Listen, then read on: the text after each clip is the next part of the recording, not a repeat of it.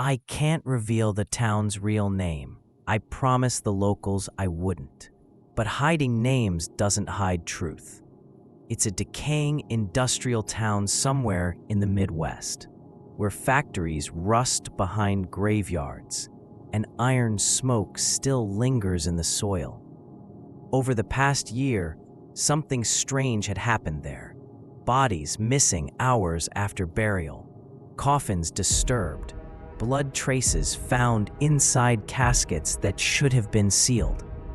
Locals said it was the work of a man they called the corpse thief. Everyone I interviewed, reporters, caretakers, a trembling old woman, said the same thing. He talks to them, the woman whispered. He listens to their last breaths. I smiled politely, but deep down, a chill ran through me. The first real evidence I got was a file, hidden inside a vacation video someone sent me. Inside was a distorted audio clip, a faint female voice saying, "Tell them my name," before silence swallowed the rest. The sound frequency was strange. It echoed in the heart more than the ear. When your heart starts hearing what your ears cannot, that's when the story begins to hear you. That night, I parked my van near the old cemetery. The air tasted metallic. The lamps along the road flickered like dying memories. There was a fresh grave. No nameplate, just disturbed earth. I placed my recorder down, switched on a dim flashlight, and listened. A faint, scratching sound, like nails beneath the soil. The same pitch I heard in that audio file. I moved closer and spotted an abandoned gray van by the gate. Empty. Near the tires, the soil carried odd marks, circular sigils drawn into the mud, a torn piece of fabric, and the faint scent of something sweet. Like the first breath of a newborn. When I called the local sheriff, he sighed. "Daniel," he said, "these screams want to sleep. Some people won't let them." His eyes were heavy, but it wasn't fear, it was resignation. Every mark tells a story, but some stories hide inside your ears, not your eyes. A funeral home named Gray & Sons Memorial kept showing up in every conversation. Inside its archive room, I found a locked drawer filled with handwritten notes, names of the deceased, times of death, and a single recurring phrase: "Check before final silence." An engineer who maintained the caskets told me, sometimes the coffins come back, altered. Tiny holes in the lining, rubber straps unbuckled. He called it a technical defect. But on a workbench inside the basement, I found a small metal tray. On it, scrawled in chalk, were 3 words: "Capture the voice." When I played one of my recordings back at the same spot, I heard it. A faint metallic hiss, followed by a whisper. "He smelled it, he's behind you." Later that night, I saw him, a man in a long black coat, carefully loading 3 coffins into a van. His face looked worn. Not evil, just ancient. His hands were soft, precise, like a surgeon's. When he caught me watching, he smiled faintly and whispered, "Listen there, that's where the last breath lives." What happens when the coffin opens and something inside is still listening? Back at my motel, I replayed all the audio. Each file carried the same rhythm, soft sighs, half breaths, and distant laughter. But as I listened more, my sleep began to change. I'd wake up paralyzed, chest heavy, eyes open, unable to move. And in that frozen moment, I'd feel a presence near my ear whisper, "Take the voices, she's still speaking." Doctors called it sleep paralysis. But when the same thing happened to Maria, my producer, we knew it was something else. One night, Maria screamed during playback. The recorder said her name, her own voice repeating, "Maria, she's gone, but you shouldn't have heard her." She swore she never said it, yet it was on tape. Something, or someone, was listening through us. When your own voice starts answering you, who's really speaking? Digging through old town archives, we found a name, Henry Crow, a cemetery worker from the 1970s. Locals once called him the last listener. Reports said he sat beside dying patients, held their hands, and wrote down their final breaths. A journalist once described him as the man who writes the last story. Then one day, he vanished. An elderly gravedigger told me he believed the dead left something behind, a trace, a sound, a frequency. If you capture it, they live inside you. Among Henry's letters was a chilling warning. Record them, and you'll become them. Their words will live in your lungs. We traced his last known address, a burned-out house on the edge of town. Inside, a tape still turned, looping endlessly. A man's breathy voice saying, "She's teaching me," and a woman's decaying sigh in reply.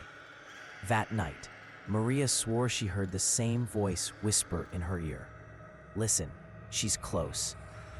When the past opens its door, what exactly walks through? Henry's notebooks revealed something horrifying. He didn't steal bodies for money. He was collecting their frequencies. After every burial, he reopened the caskets. He placed the corpses in precise positions, used scented oils, and activated a homemade device, a frequency extractor. The machine sweated sound. It captured the faint vibrations left in cooling lungs. Last breaths, final thoughts, names. Each tape held broken phrases. Mother, home, forgive me, catch me. Henry believed if he gathered enough of these dying frequencies, he could reassemble voices of the departed. But then something else spoke back, a voice that was never alive. His final note read, "She spoke, but she wasn't mine." Beneath it, a circle and a single line. "If you hear her, she owns you." The corpse thief wasn't just a man anymore. He had become a doorway. Every doorway opens both ways, and something always wants to come through. We decided to trap him, whoever had taken Henry's place. We staked out the funeral home, tracked the gray van, and waited. That night, he appeared again.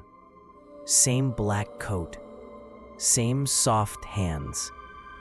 When we stopped him, his eyes looked dry, not tired, ancient. He smiled. "You think I steal them?" he said softly. "No, I save their voices." We called the police, but by the time they arrived, there was no van, no bodies, nothing but faint footprints disappearing into dust. We still had our recording of him, though, and in the silent gaps between his words, we heard another whisper. A woman, faintly repeating what he said, just a breath behind him. In his workshop, we found a cracked mirror. Unlike any normal reflection, it shimmered like water, showing not faces, but movement. Behind it lay Henry's old notes, scrawled on the last page. "Don't look in the mirror. It doesn't show you, it enters you." I raised my flashlight. Across the mirror's fogged surface, one phrase appeared, as if written from the inside. Welcome, Daniel, not taking. I sat before the mirror with Henry's device in front of me. Maria stood by the recorder. I pressed record. A low hum filled the room. Then a faint voice whispered, "Daniel." I answered, "I'm listening." "She wants to go home," it said. I took a deep breath. "If you return what's left," I whispered, "you're free." Silence. Then a deep inhale, as if the room itself was breathing. My hand moved on its own. I wrote 3 words across the page: "She is ready." I repeated Henry's phrase from his notes: "Forgive, allow, go." Light swelled across the mirror. The woman's reflection appeared, calm, peaceful, fading like fog. Then she smiled and vanished. The mirror shattered into dust, and for the first time, the air was still. Maria checked the recorder. The last voice said, clear as daylight, "Thank you." How do you know a soul has found home? You feel silence, the kind that breathes. By morning, the cemetery felt lighter. The disturbed soil was smooth again. The strange marks were gone. Locals said the air carried a soft floral scent that night. Gentle, almost human. We archived all our tapes and notebooks in a secure vault. The name Henry Crow faded back into rumor. Still, I kept one small thing: a torn note found beneath the mirror's shards. A single word written in trembling ink: "Forgiven." Every time I touch that paper, I feel warmth, like soil after rain. Not every story ends, but some teach you how to listen without keeping what you hear. I'm back in my studio now, editing this documentary. Some will call it fiction. Others will swear it's true.